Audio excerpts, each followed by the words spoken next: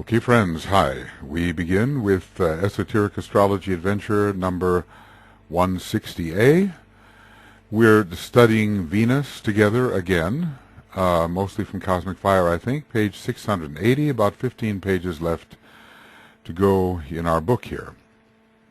The Fourth Kingdom and the Hierarchy of the Planet.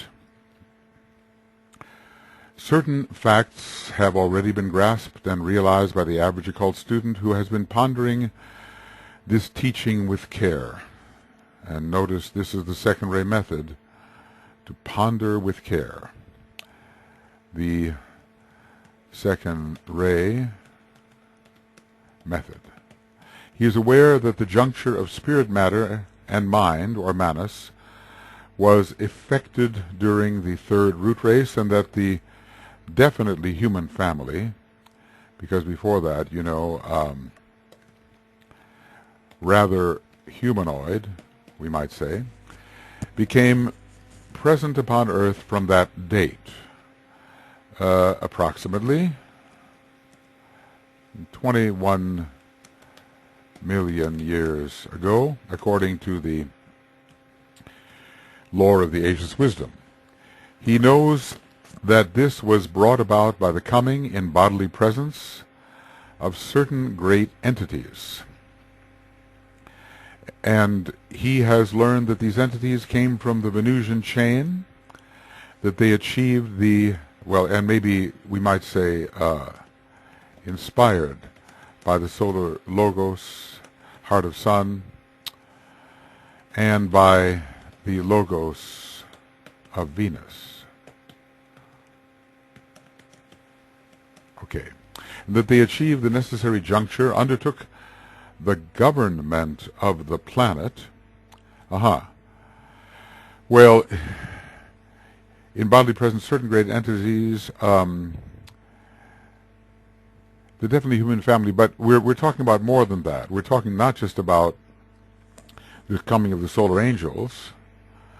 We're talking about these certain great entities, also the lords of the flame, from the Venus chain of the Earth, of the Venus chain of the Earth scheme.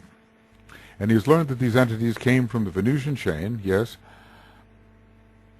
that they achieved the necessary juncture, undertook the government of the planet, founded the occult hierarchy, and that, so this is, let's say, definitely the lords of the flame, and that though some remain with the chain,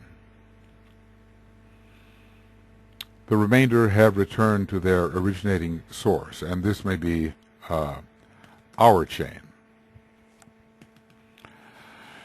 This in many ways sums up the totality of the present knowledge, and let us briefly enlarge upon it, correct certain erroneous interpretations, and ascertain one or two new facts, and we might tabulate these as follows. So I think we're going to need to deal with a map here. This particular map. Okay. First, it should be borne in mind by the occult student that this advent signalized the taking of a physical vehicle by the Planetary Logos, and was literally the coming of the avatar. Of course, he, in a sense, had a physical vehicle, but had to submit it to his more direct presence. So via Sanat Kumara, he did this. And there was a major initiation of the Planetary Logos was undertaken at that time. Was it the first initiation? Okay. If it was, then individualization on our planet was most important. The heart center is always stimulated. at the first initiation, and individualization, the coming of the solar angels, was an activation of the planetary heart center. Okay. So this Advent, interesting the word in its usual religious connotations, but the coming of a savior, the coming of an avatar, the taking of a physical vehicle, or let's just say the descent. Okay, we'll look at it this way. The descent of the planetary logos into his physical vehicle via his emanation, Sanat Kumara. Okay. This advent was brought about by a definite systemic alignment. So, and of course, the solar logos was involved because the solar angels came from the heart of the sun. The Venus scheme of the system, the Venus chain of the Earth scheme, and the Venus globe of the Earth chain. And we can partially see this here. Here is the Venus chain of the Earth scheme, and here is the Earth chain of the Earth scheme. And if we go back go forward one, we will see the Venus scheme. And we will see as well the Venus chain, I think here, of the Earth scheme, and the Earth chain of the Earth scheme. So the alignment was between the Venus scheme, the Venus chain of the Earth scheme, if that's the one that is correct, and the Venus, we'll look a little closer, and the Earth chain. Now we'll go back. Yeah, this is correct. See, as we go back and forth, we see it's this one, which is also this one. All right. That the planetary logos did not come from the Venus scheme, even though, we can say, even though he is the what's called the Lord of Venusian love, but from the Venus chain of his own scheme, the Earth scheme. So this is the way clarifications occur, and it is sometimes allowed that misconceptions are sustained until either humanity corrects them or until it is seemed wise to correct them. Owing to the systemic alignment, logoic kundalini could flow through a certain triangle of which 2 points were Venus and the Earth. Well, we could be dealing here either with Mars for animal man, or with Mercury as the ruler of the 4th creative hierarchy. This caused an acceleration of vibration and enabled the heavenly man of our scheme to take a minor initiation and to set about his preparations for a major initiation. Well, okay, the heavenly man of our scheme, so this has to be the planetary logos, but from a Venus chain of his own scheme. Now, we have to put this together. We have to say, was individualization really a major initiation for our planetary logos? Or did he take one in a series of minor initiations in preparation for instance, the impending second initiation of a cosmic kind. If it was a minor initiation,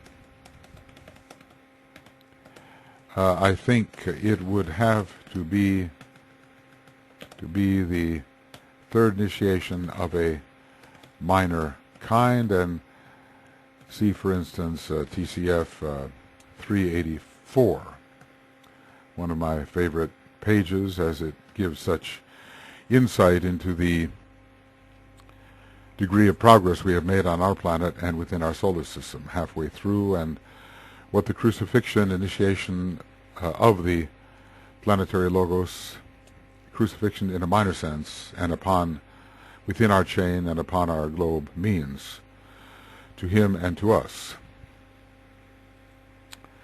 So enabled the heavenly man of our scheme to take a minor initiation to set about his preparations for a major initiation. We have been told, I think, and if I can find it, that major initiation, individualization. Maybe we're not going to find that. Let's see.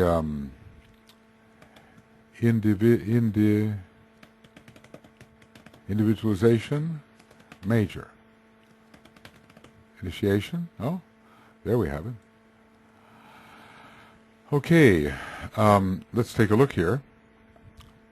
If we have anything that we have to... For instance, when individualization took place in Lemuria, there are the initiations in which a heavenly man may either take a minor or a major initiation, thereby invoking his entire nature. For instance, when individualization took place in Lemuria, or in the third race, the human family in this cycle definitely came into manifestation. It signifies a major initiation for a heavenly man. The present stimulation in hierarchical effort is leading up to a lesser initiation of the fourth kind. Each great cycle sees a major initiation of a heavenly man taken on one or other of the globes, and herein complication lies, here again, and much food for thought. Okay, well, this is page 181. And of initiation, human and solar, and I think we have to compare it with what is just said here, IHS 181, because it seems to be a contradiction. And of course, when there are contradictions in what the Master has said, you have to look to yourself first before you fault him for a contradiction. So it signified a major initiation for a heavenly man. Well, here we have a kind of a stimulation. The planetary logos did not come from the Venus scheme, but from the Venus chain of his own scheme. And a systemic alignment was created, perhaps with Mercury or Mars. This caused an acceleration of vibration and enabled the heavenly man of our scheme to take a minor initiation and set about his preparations for a major initiation. Well, let's just say possible solution. Whoop. No, that's wrong. 1. Okay, so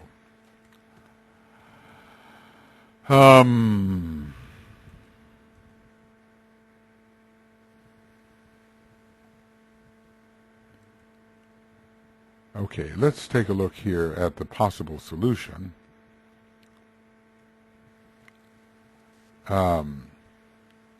And this is the following.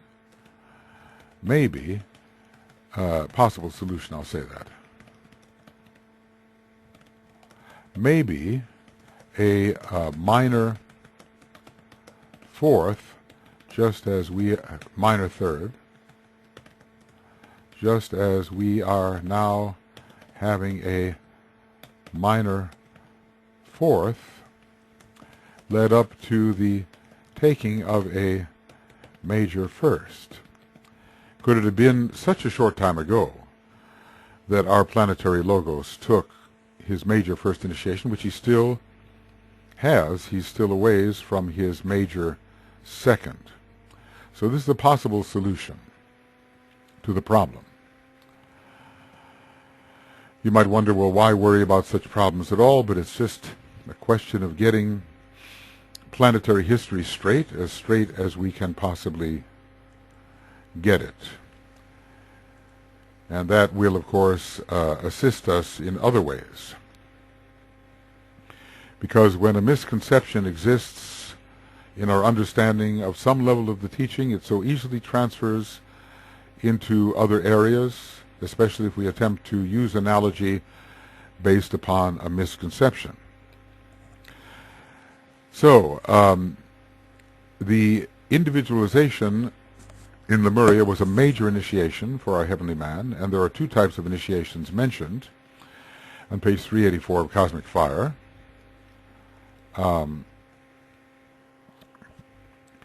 But perhaps something led up to it, namely this systemic alignment between Earth, Venus, and one other planet, which we could consider it to be Mercury, perhaps. Maybe Mercury is better. And here's why.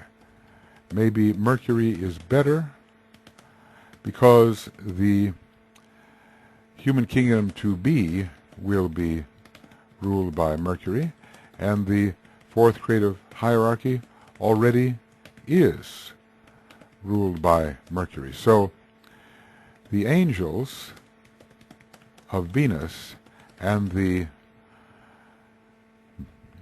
we'll call it men of Mercury, were combined on Earth. And it is such a Gemini happening, as here we would have the three rulers of Gemini. So that seems in some way more reasonable. I know Mars is involved because it rules animal man, but the circumstances to engage the fourth creative hierarchy with the fifth creative hierarchy is a matter for Venus and Mercury, each the rulers of their respective hierarchies from the hierarchical sense. Next, it should be remembered that in considering this matter, we must be careful to view it not only as it affects our own globe and its present humanity, but from the systemic and cosmic point of view.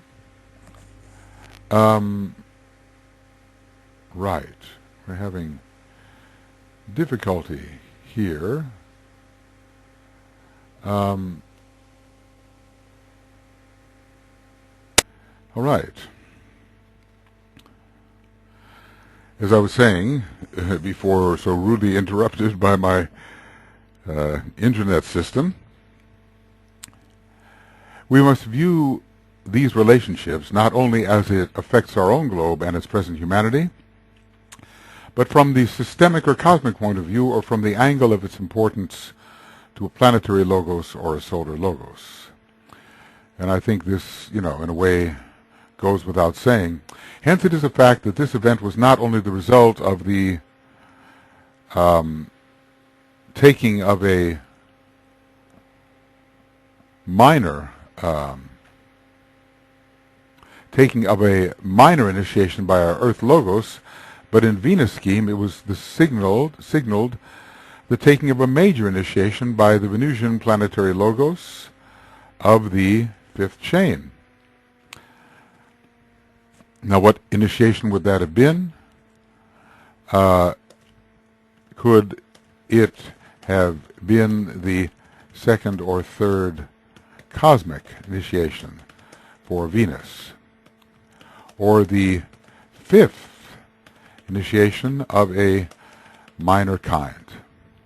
In connection with a solar logos, it follows upon the stimulation of one of his centers, and from the geometrical progression of the fire through the earlier mentioned triangle. And let's go back here to the astrology book and make sure there's no figure here. Earlier mentioned triangle. There's one. Okay.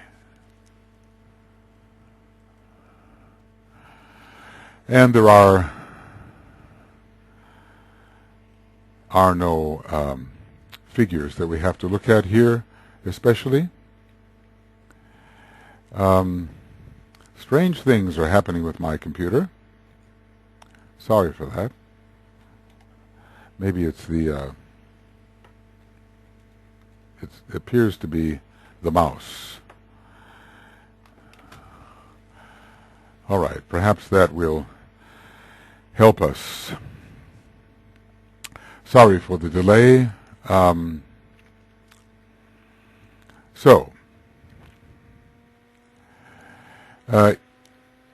In his fifth chain, now presently our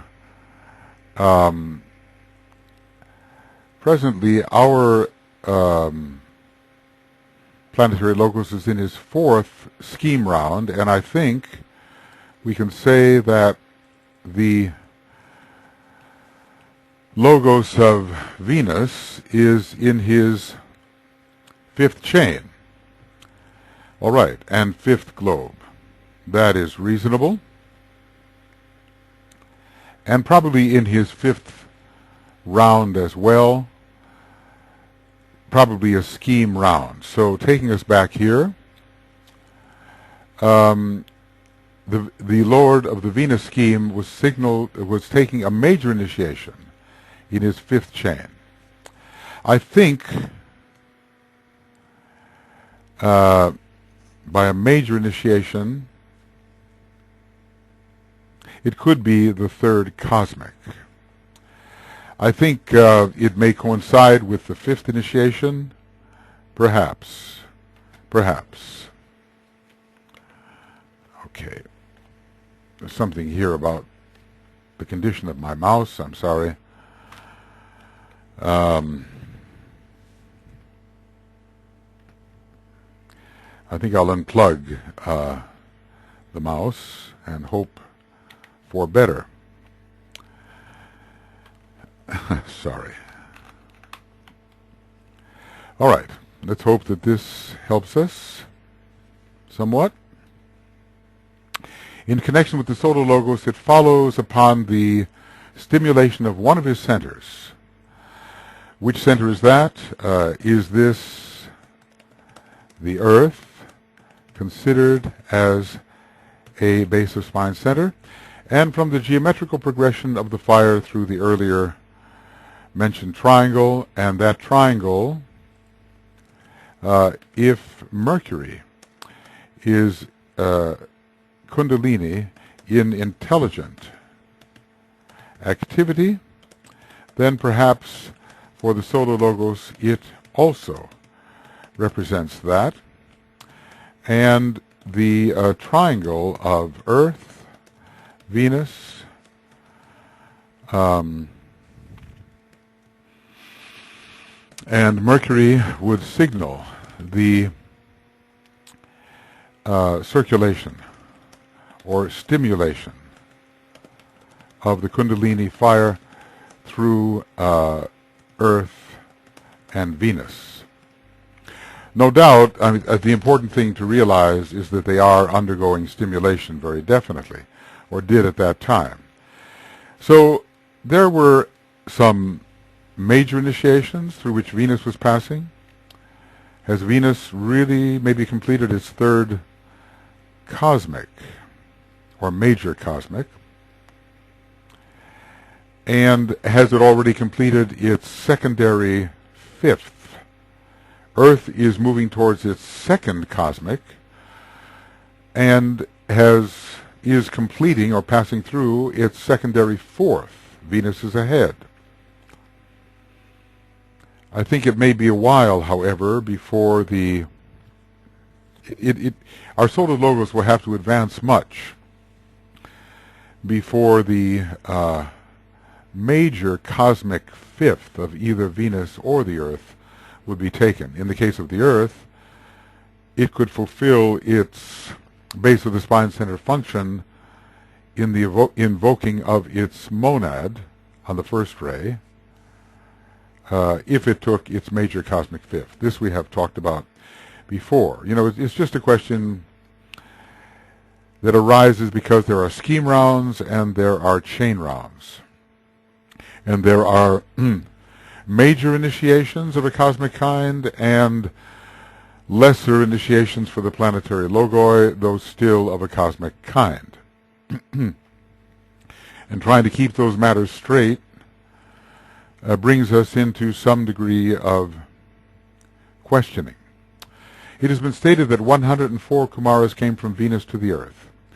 Literally, the figure was 105. When the synthesizing unit, the Lord of the world, is counted as one. But we are speaking more of the Venus chain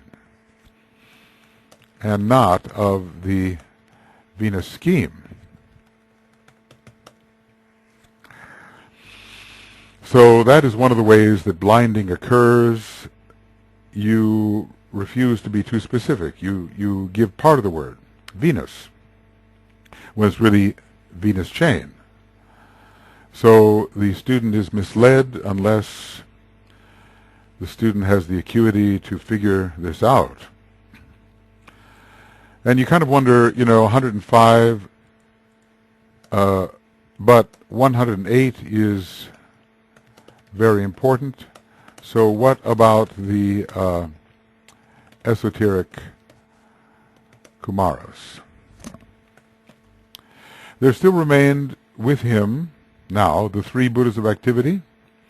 I would call attention to the dual significance of the name Buddha of activity, bearing out as it does the reality of the fact that entities at their stage of evolution are active love wisdom. Because the term Buddha, Buddha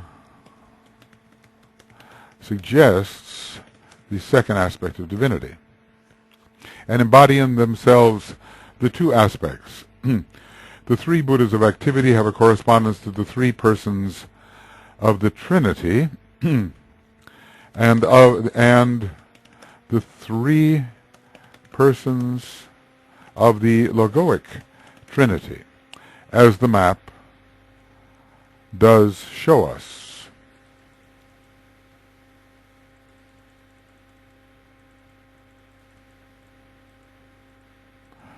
Here are the Buddhas of activity, the first, second, and third Kumara, and here are the three persons of the Logoic Trinity. And when it comes to Father, Son, and Holy Ghost, there is the correspondence, though the Father, in this case, is Sanat Kumara, higher than the Buddhas of activity in one way, and because there's some interesting history there about sacrifice, I think, on the parts of the Buddhas of activity, the Christ, the Son, and the Holy Spirit, perhaps deriving from one of these Kumaras. It seems like a very high energy and would have to be near to the Father, it seems. And the Christ is sort of the representative of the sonship aspect. If we look here in a treatise, well, let's see, Buddha's activity, sacrifice. Let's see. Sanat Kumara, sacrifice 3.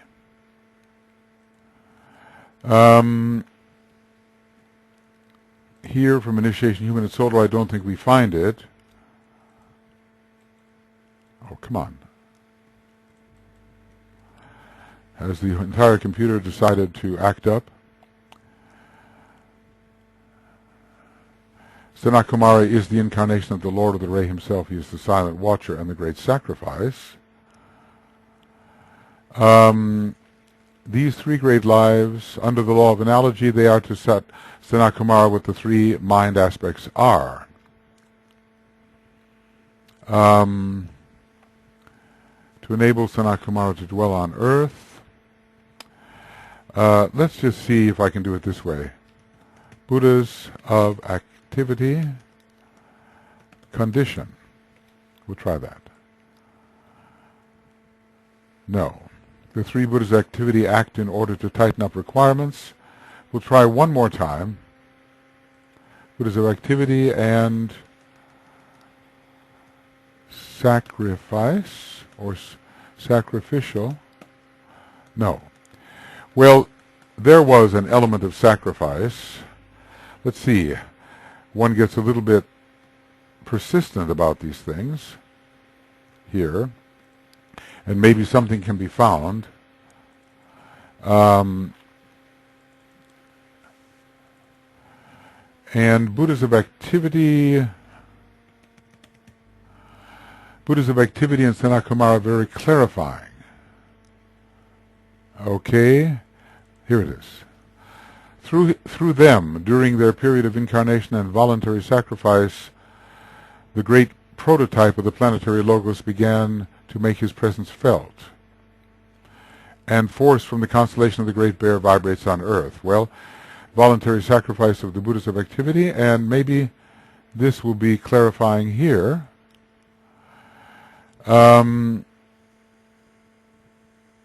They are overshadowed by the planetary logos, and he works directly as the initiator in relation to man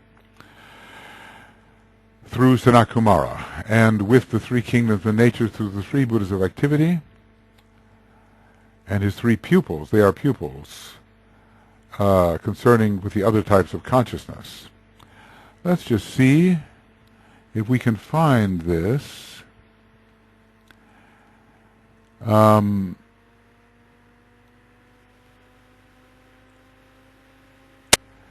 Here I think we have it, what we're looking for.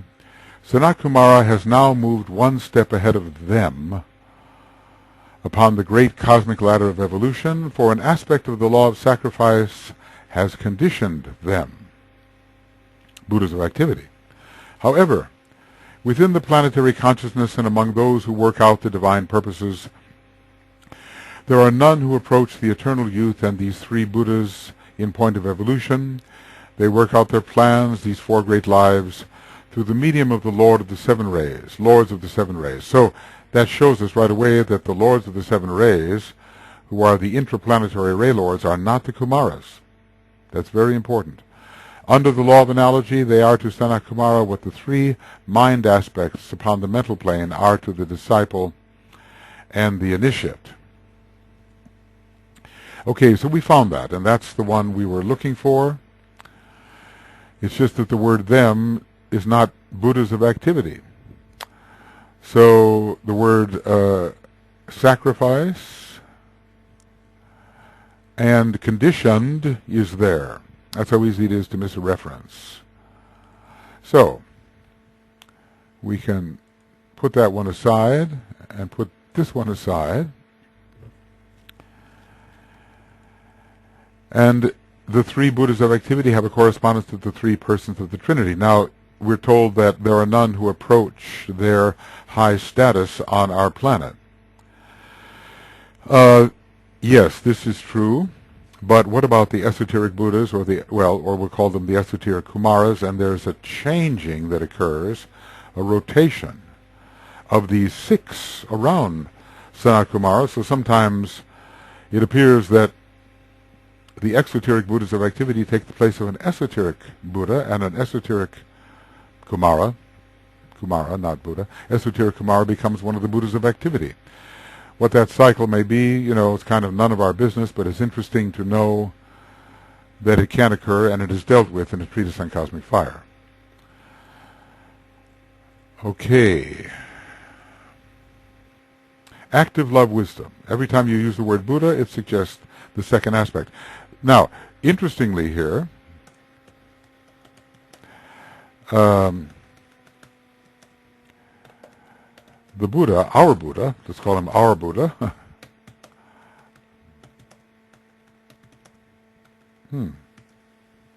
Buddhic. Our Buddha is a combination of the third ray and the second. Thus, in him, too, love and activity are blended. His monadic ray, the third, and this we learn in Cosmic Fire, about those beings who can put in 3 separate appearances simultaneously, and they are only third-ray monads who can do that, and the Buddha and 9 others can do that now. So if only those can do it who are third-ray monads and the Buddha can do it, then the Buddha must be a third-ray monad. The planetary logos of this scheme is called the first Kumara. Yes, and sometimes the fourth Kumara. The one initiator, and the statement is made that he came to this planet from Venus, Venus being the Earth's primary. This needs elucidation somewhat anyway, though it may not be permitted to do more than convey a few hints as to the truth. The fact is one of the most mysterious in the development of our scheme. So we cannot expect to penetrate this immediately. DK gives hints about initiatory secrets which are not ours to access, but the hint is there and we can begin thinking in that direction. The fact is one of the most mysterious in the development of our scheme, and in it lies hidden the secret of this world cycle. It is not easy to convey the truth and words, but seem to veil and cloak. Well, what is this particular cycle? Because in this case, one thing we can see that the cycle must be longer than a Platonic year of 25,000 years, because we're talking about something that occurred millions of years ago. And we're still in this cycle, and yet it occurred millions of years ago. So what is that cycle? In this case, is the cycle a round, a chain round?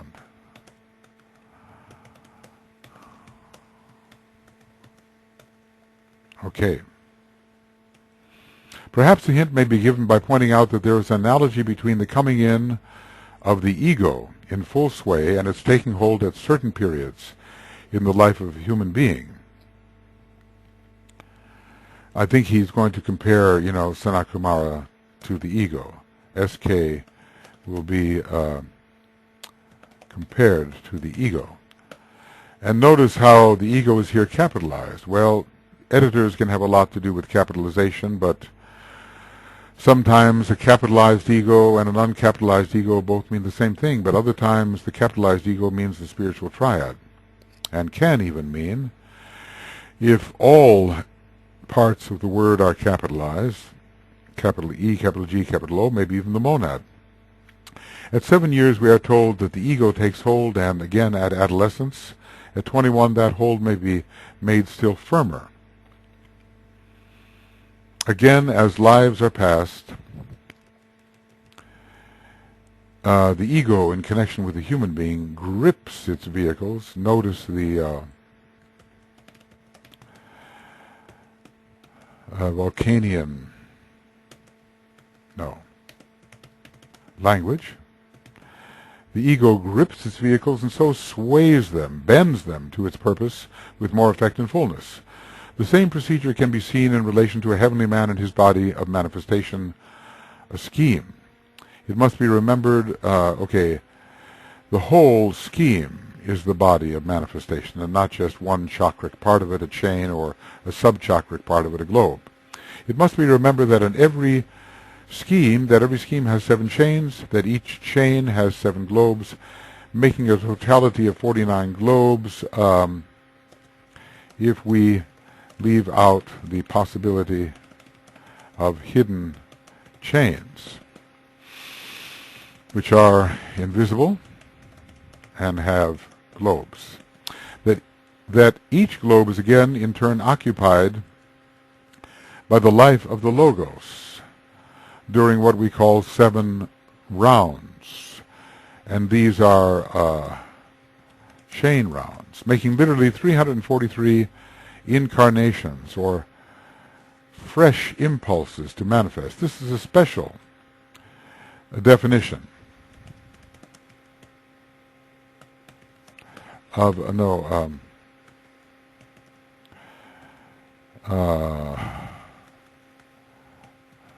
special definition of the idea of incarnation as a fresh impulse. It must be remembered that every scheme has 7 chains, that every chain has 7 globes, making a totality of 49 globes. That each globe is again in turn occupied by the life of the Logos during what we call 7 rounds.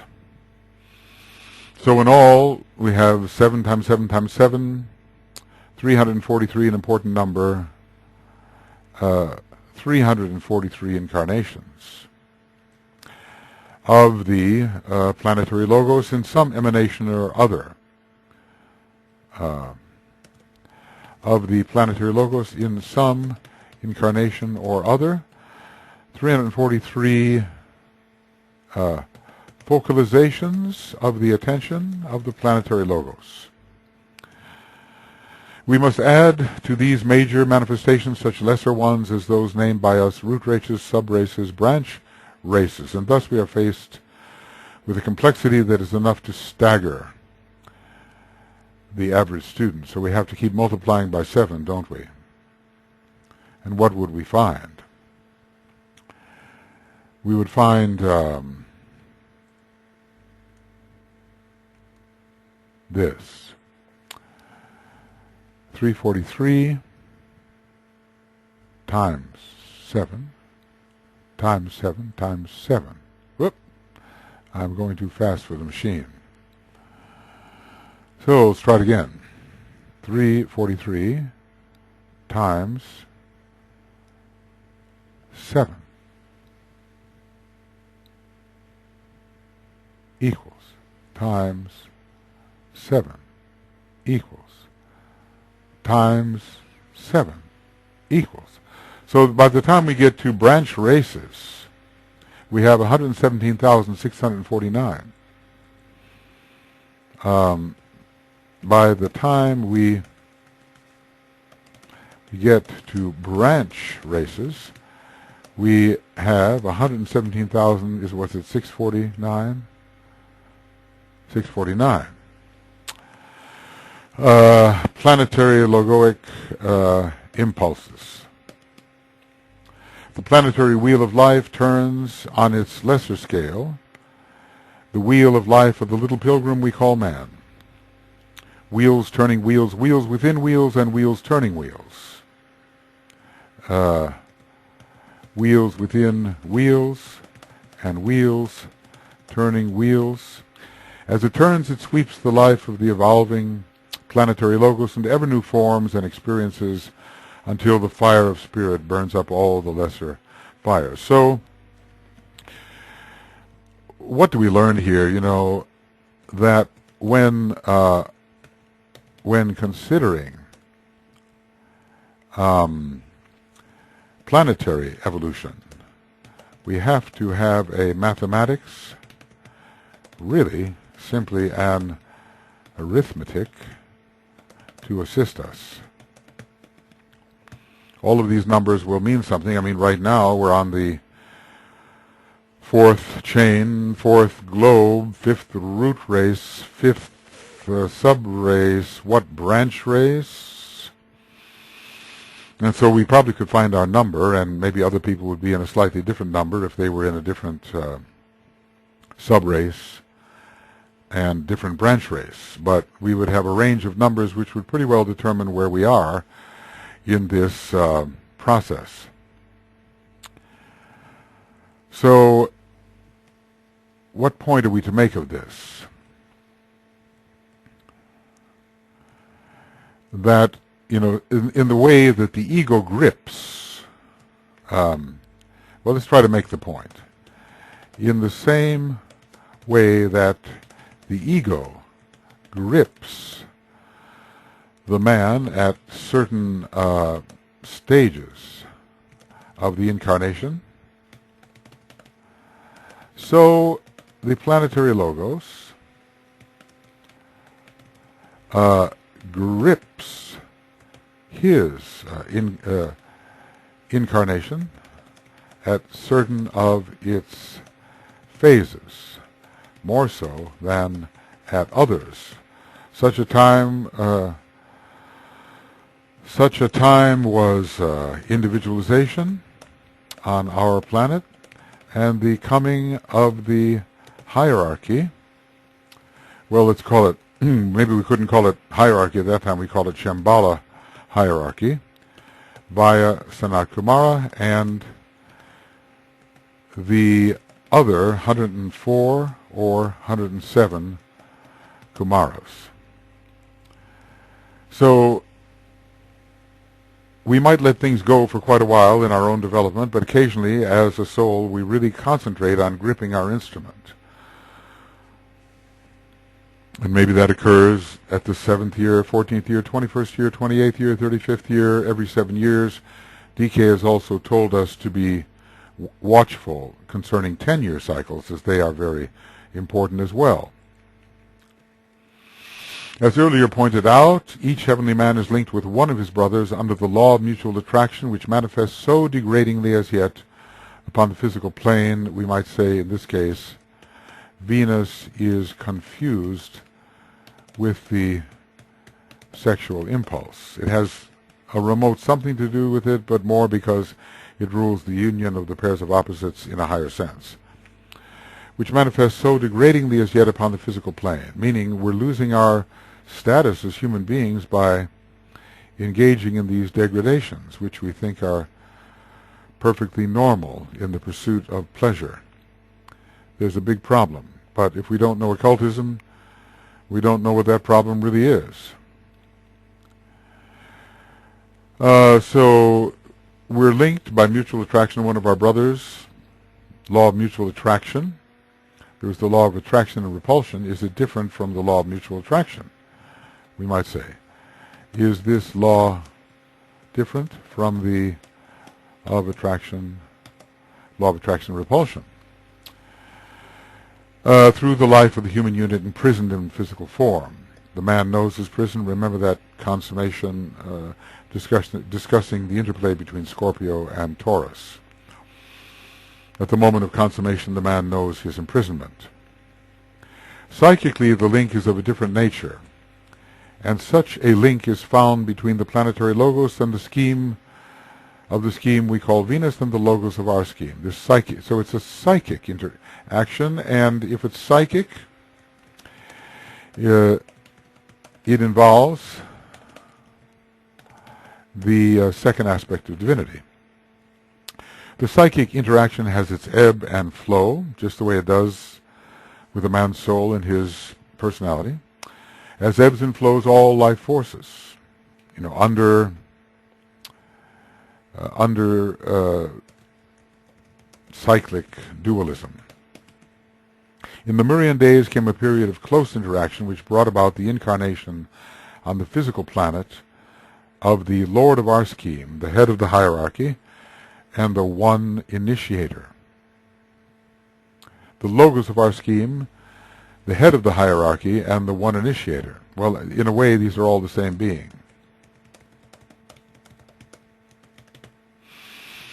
Because the logos of our scheme is represented by Sanat Kumara as an emanation.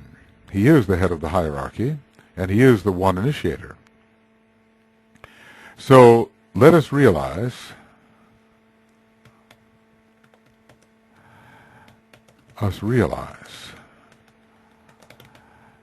that Venus as a planet was indeed involved in the individualization process by its psychic approach to our planetary logos, stimulating our planetary logos in such a way that the solar angels could be invoked, evoked, and interpositional or interventional individualization could occur. So there was a close approach. In Lemurian days, there came a period of close interaction between the logos of Venus and the logos of our Earth. One can see how important it would be to attempt to study cosmic fire in this way. I wish, probably something of value happened with all of that writing, just, maybe thousands of pages of writing in the attempt to interpret these things.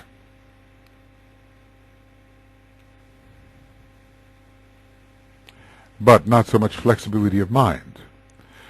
And maybe the explanatory power is greater using the verbal commentaries. It's a little messier, but maybe the missing idea can be presented in enough different ways that the reader can get it, and maybe even the writer can get it. This could not have been effected had not the planetary logos of Venus scheme been in a position to link up closely with ours. So, although Sanat Kumara did not come from Venus, the impression of Venus upon our planetary logos and his emanation, Sanat Kumara, made all these activities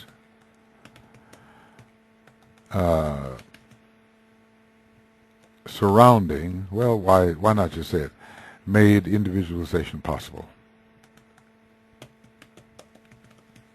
So Venus was involved. Venus, we can't, let's see, both the heart of the sun and Venus were involved.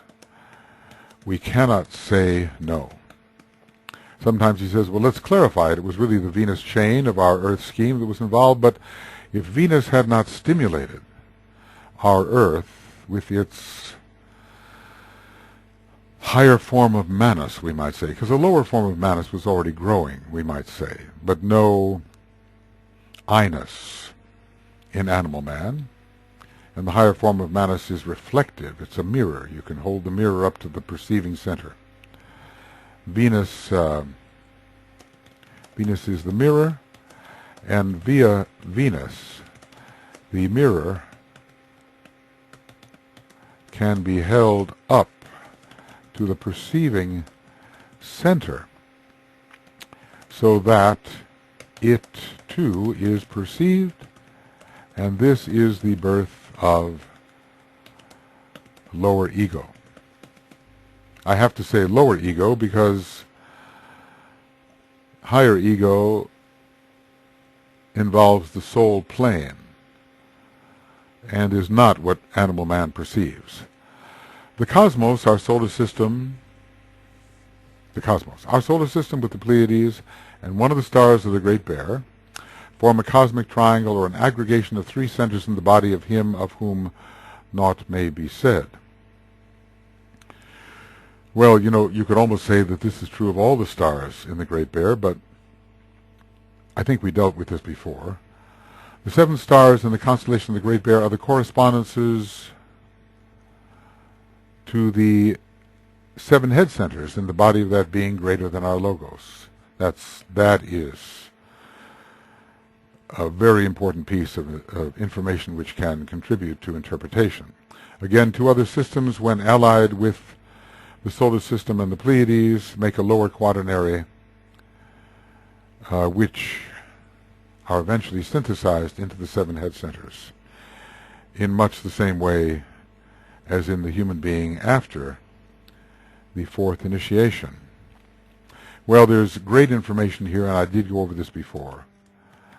Great information here, and I did discuss this.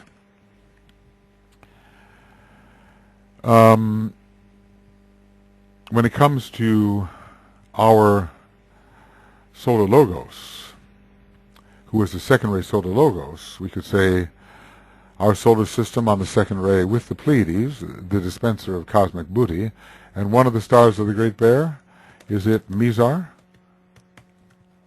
Form a cosmic triangle.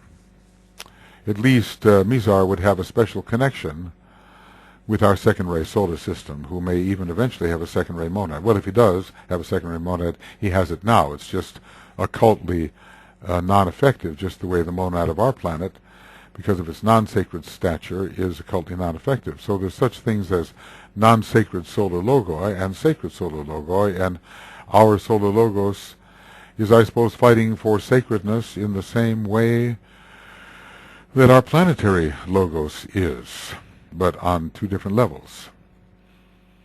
Again, to other systems, when linked with the, so, well, I remember doing this, is this solar system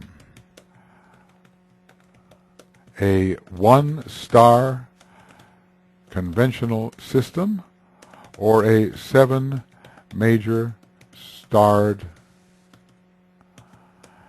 system, which is really a constellation? So one way of doing this is the Pleiades are, we're interested in the lower quaternary here, you know.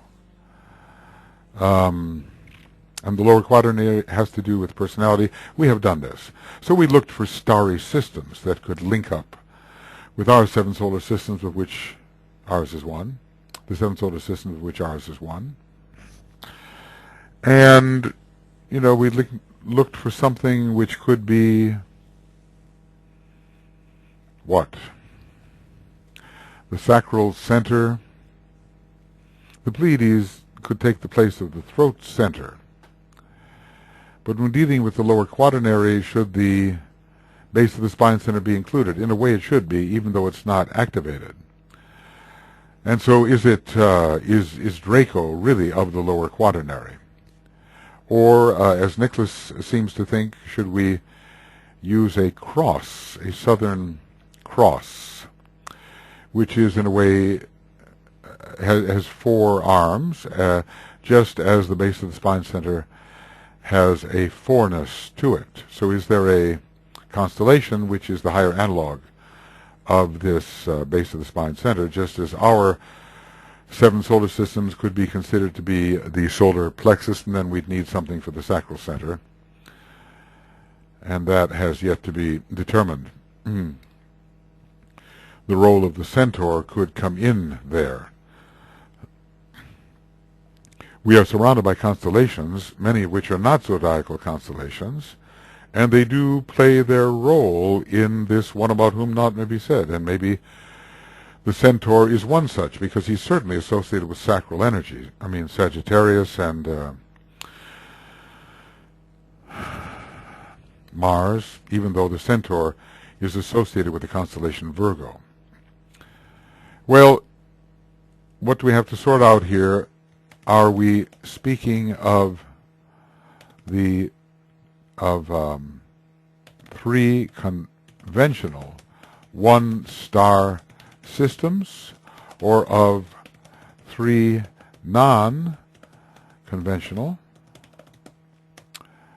7 major starred systems, which are really constellations? Well, we have to go on a hunt, and in the future schools this can be worked out when the law of correspondences really does begin to reveal cosmic structure. A clue tending towards the correct understanding lies hidden in the words Venus is the Earth's primary. Also, the other term is alter ego. And prototype. It, in simple words, sets the example for the logos of Earth. And there are often these dual relationships here, you know. Here's Master KH and DK together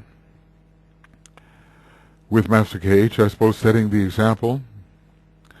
Here is Venus and the Earth on a planetary level. Here's Sirius and our solar logos, Sol or Helios. So yes,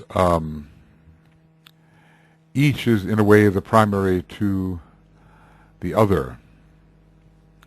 Does our sun set any kind of example in that way? Perhaps to Alpha Centauri, perhaps. Although surprisingly, of these neighboring solar systems, the sun has the least luminosity. It is not permitted to say much about this mystery, that Venus is the Earth's alter ego, nor is it advisable, but certain ideas may be suggested which, if brooded upon, may result in a wider grasp of the beauty of nature's synthesis and the wonderful correlation. This is it, of all that is in the process of evolution. And there, when I see those words, wonderful correlation, I seem to recognize an ideal in my own consciousness about what can be done when reading Master DK's words, pondering on them and seeing the relationships between the entities and ideas they represent. So this is the end of Esoteric Astrology Adventure number 160A. And we find ourselves on page 684. And beginning of Esoteric Astrology Adventure 160B, page 684.